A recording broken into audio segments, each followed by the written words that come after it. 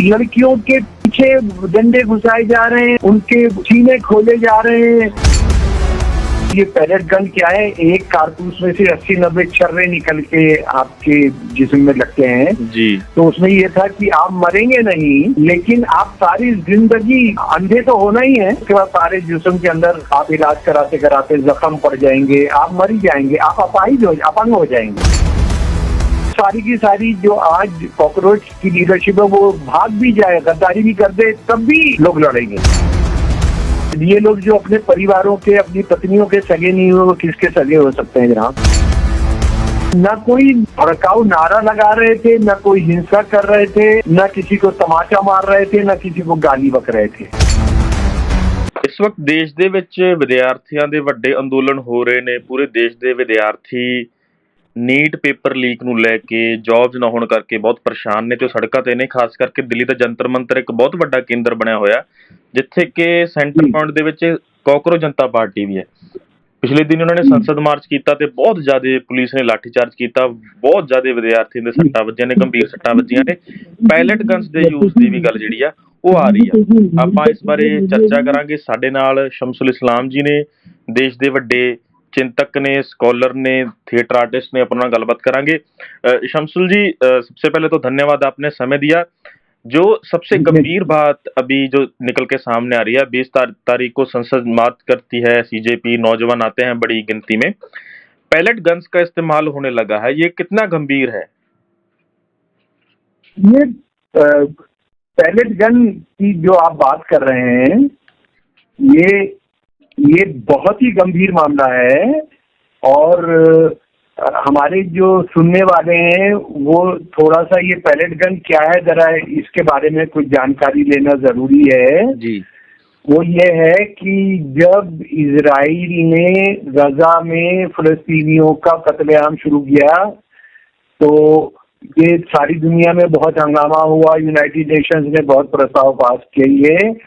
तो उसके बाद उन्होंने जो तमाम दुनिया में उनकी थू-थू हो रही थी उसको एक नया तरीका निकाला, एक पैलेट गन इजाद की। और ये पैलेट गन क्या है, एक कारतूस में से 80-90 छर्रे निकल के आपके जिस्म में लगते हैं जी। तो उसमें ये था कि आप मरेंगे नहीं, लेकिन आप सारी जिंदगी बस अंधे तो होना ही है, नहीं होना है। उसके बाद सारे जिस्म के अंदर आप इलाज कराते कराते जख्म पड़ जाएंगे, आप मर ही जाएंगे, आप अपंग हो जाएंगे। और खास करके जो आंखों में जो लगता है, जैसे कश्मीर में हमने देखा बहुत सारे लोगों की आंखों की रोशनी चली गई है। तो अभी दिल्ली से भी अभी ये खबर आ रही है, हजारों नौजवानों की, हजारों कश्मीरियों की।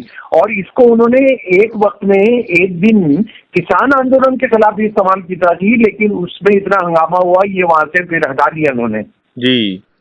और अभी खबर ये भी आ रही है कि एक साहिल नाम का एक शख्स है, 21 साल का, उसकी एक आंख की रोशनी जा सकती है। एम्स ने कहा है कि 1% से भी कम चांस है कि उसकी आंख की रोशनी बचेगी, राइट आई की।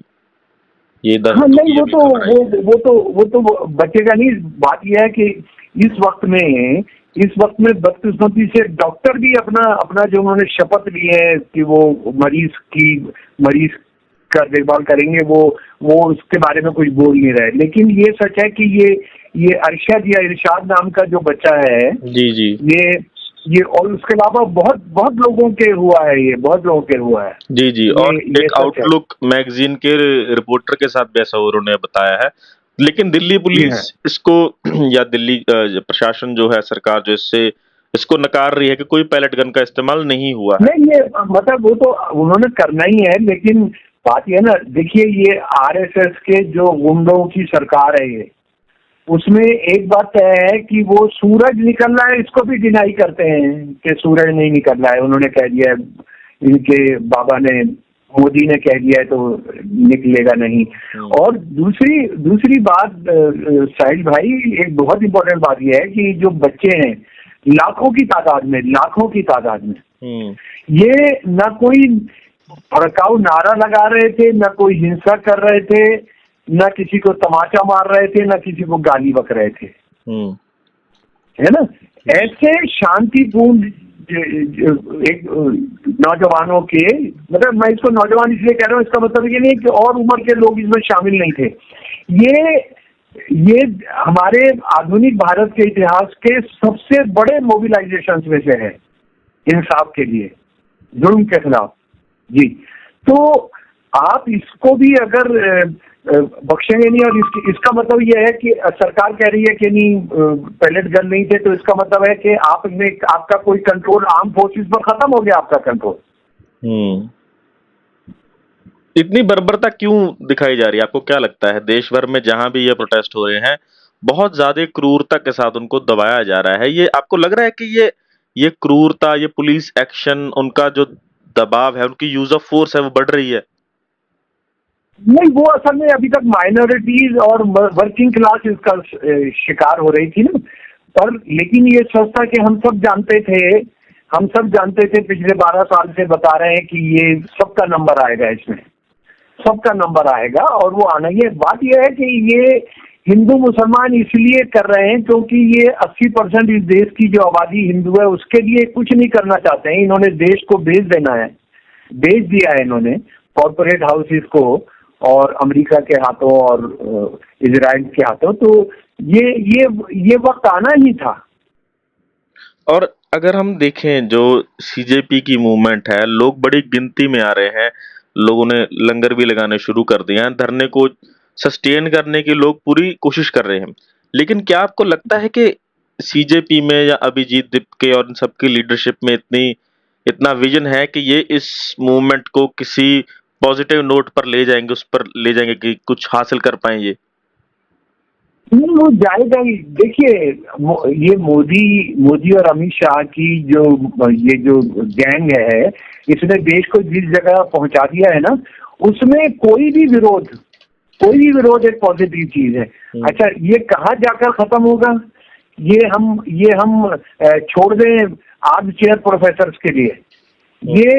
ये जो भी करेगा, ये आप समझ लें कि आधुनिक भारत के इतिहास में ये मोदी के 12 साल के गुंडागर्दी के राज की बात नहीं है।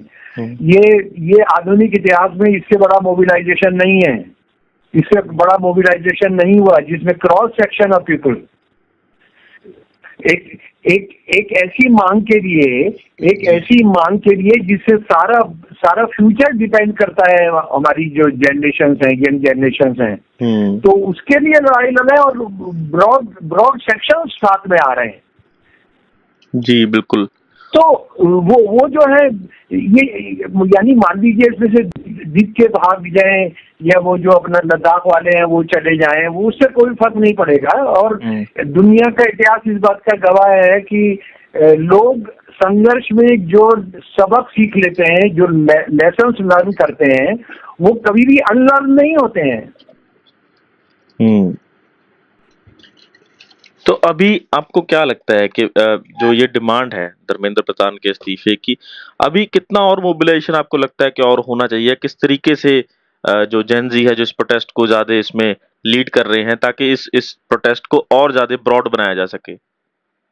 नहीं, देखिए, एक तो यह है कि इसके दो पहलू हैं, दो जगह खड़े होकर हम सोच सकते हैं। एक तो यह है मोदी और उसका जो गुंडा राज है वो क्या सोच रहा है, तो उसके लिए तो वो तो बेशर्म बेहया है। 1940 में गोलवलकर, जिसके लिए मोदी कहता है कि हमने मेजर राजनीतिक नेता उसने बनाया, तो 1940 में आरएसएस के हेडक्वार्टर पर कहा था, हम एक नेता, एक आइडियोलॉजी, एक झंडे के तहत हिंदुत्व की ज्योति सारे देश में जला रहे हैं। तो ये तो उनका सबक है ये। लेकिन जनता के हिसाब से क्या है? देखिए, जो ऑर्गेनाइज्ड ग्रुप्स हैं, वो इस जगह पर आंदोलन को नहीं ले जा पाए, जो ये लोग जिनको हम अपॉलिटिकल कहते हैं, जो अराजनीतिक लोग कहते हैं, वो लेकर गए। और ये होना ही था, क्योंकि आपने जो संस्थागत विरोध है उसका सत्यानाश कर दिया, उनको जेलों में डाल दिया, ईडी कर दिया, मरवा दिया, खरीद लिया। तो लोग तो आने ही हैं। यानी मैं जो जैसे निवेदन कर रहा हूं कि अगर ये सारी की सारी जो आज कॉकरोच की लीडरशिप है वो भाग भी जाए, गद्दारी भी कर दे, तब भी लोग लड़ेंगे। जी। और अगर हम एक भरोसा था कोर्ट तो जैसे रीढ़ की हड्डी क्या चीज होती है उसको जानते ही नहीं है। नहीं, इसमें उल्टा होगा ना। यहाँ पे तो ये आंदोलन ही शुरुआत ही कोर्ट से हुई, जब जब सीजेआई ने कहा कि ये नौजवान कॉकरोच हैं, तो शुरुआत वहां से हुई है, उस बयान से। ये और वो क्या कह रहा है कि हमारे पास टाइम नहीं है वीडियो देखने का। लड़कियों के पीछे डंडे घुसाए जा रहे हैं, उनको उनके सीने खोले जा रहे हैं, उनके साथ क्या क्या नहीं किया जा रहा है। और यानी लाखों लोगों की मौजूदगी में अंदर से कोई ऐसा नहीं है किसी लड़की ने कहा कि मुझे ये जो आंदोलनकारियों में किसी ने छेड़ा। सारे के सारे पुलिस वाले ने, और दिल्ली पुलिस कह रही है हम नहीं थे, सारे दिल्ली पुलिस के लोग इसमें शामिल है। वो सीआरपी कह रही है हम नहीं थे, सीआरपी के लोग सीधे आप देख सकते हैं, रैपिड एक्शन फोर्स के लोग देख सकते हैं।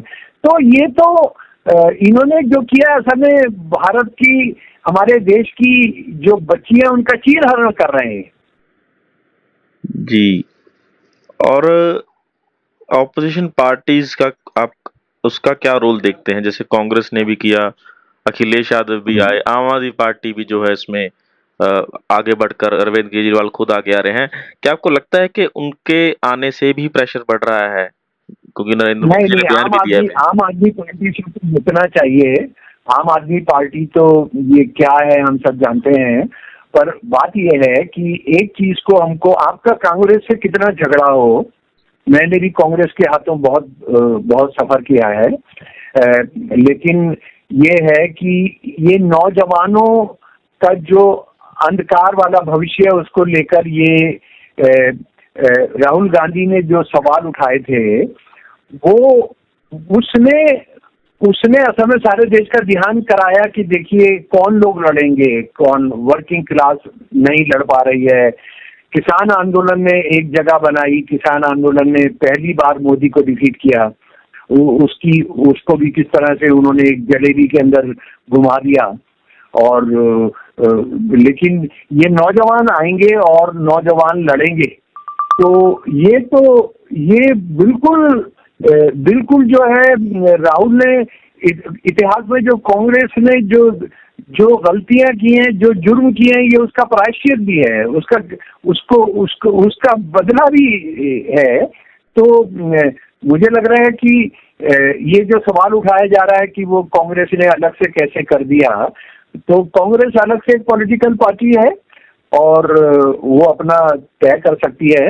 और ये सवाल उठाना कि कांग्रेस ने अलग से क्यों कर दिया, तो यही सवाल तो कांग्रेस भी कर सकती है कि जब नौजवानों का सवाल हम 2023 से 24 से उठा रहे हैं, तो आपने क्यों इसको उठा दिया। ये कोई बहस का मुद्दा नहीं है। बात यह है जिसका जो हो सकता है वो करें। और जहां तक रोकने का दमन का सवाल है, 16 रेलवे स्टेशन बंद कर दिए गए हैं, ऑटो वालों को भगा दिया गया है, उसके बावजूद 85,000 लोग पहुंच रहे हैं। और कल तो पुलिस कमिश्नर को, जो खास आदमी है किचन कैबिनेट का, अमित शाह का, वो उसको ये दे दिया कि एनएसए के तहत वो किसी को भी गिरफ्तार कर सकता है, तो काफी और उसमें एक साल तक आप बंद रखा जाएगा जी। तो लेकिन फिर भी आंदोलन बढ़ रहा है। आपने भी हमें वक्त दिया, धन्यवाद। आपने इतने सारे जो है जानकारी हमारे साथ साझा की है। वो तो बढ़ेगा ही। लोग कभी गुलाम नहीं बना रहना चाहते हैं, थोड़े वक्त के लिए बनते हैं।